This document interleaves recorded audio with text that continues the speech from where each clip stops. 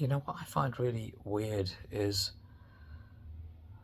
or at least I notice it, is that people who think of themselves as liberals, yeah, and people who are kind of, especially this sort of like, sort of, this sort of mutated liberal left, you know, um, they're so obsessed with race that they see race everywhere, even where race isn't an issue.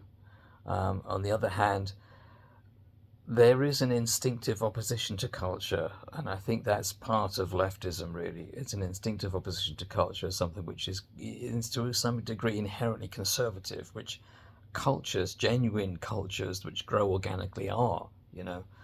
Um, and so there is an animosity towards culture and a failure to recognize cultural issues because of their animosity towards culture. So they will often say, take cultural things and misread them as racial. For instance, the whole thing with Islam, which is quite clearly not a race.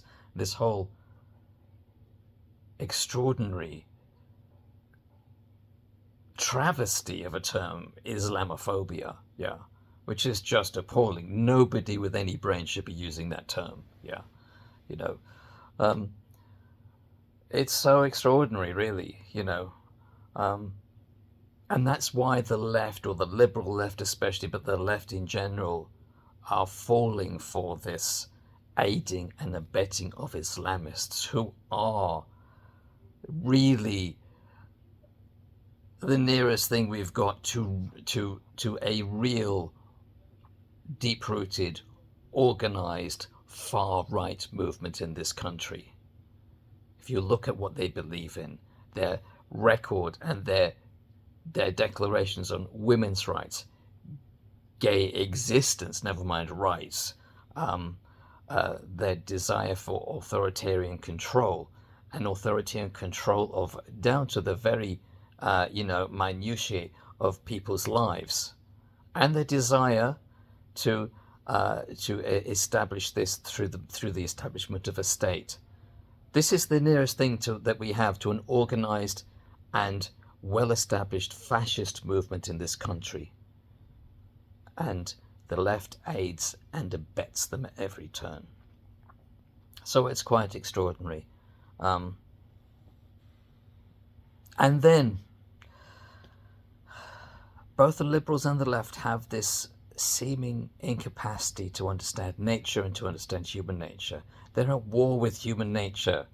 They can't come to terms with how people are, with the animals that we are. And so they project all of that onto other people and constantly fight it. Whether good or bad, they fight incoherently. And they always talk about hate, hate, hate, hate.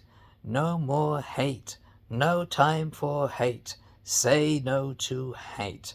And I've never met any people more full of bitter resentment and more troubled by hatred than these people themselves.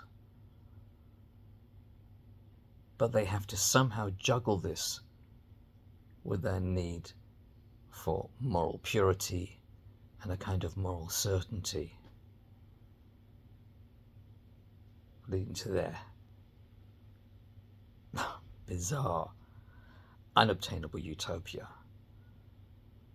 If ever there were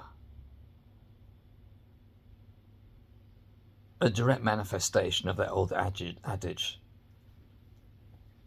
that the road to hell is paved with good intentions, maybe I'm being a bit too charitable there, but if ever there were a manifestation of that adage, it would be modern liberal leftists.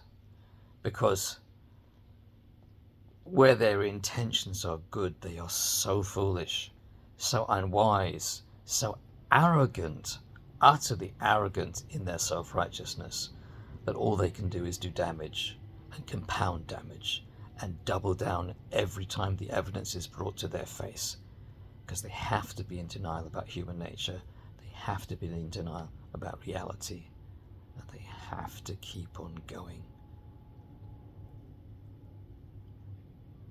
It's crazy, and they just don't give up. And now we've got a government in the UK that epitomizes some of the worst of all of those things.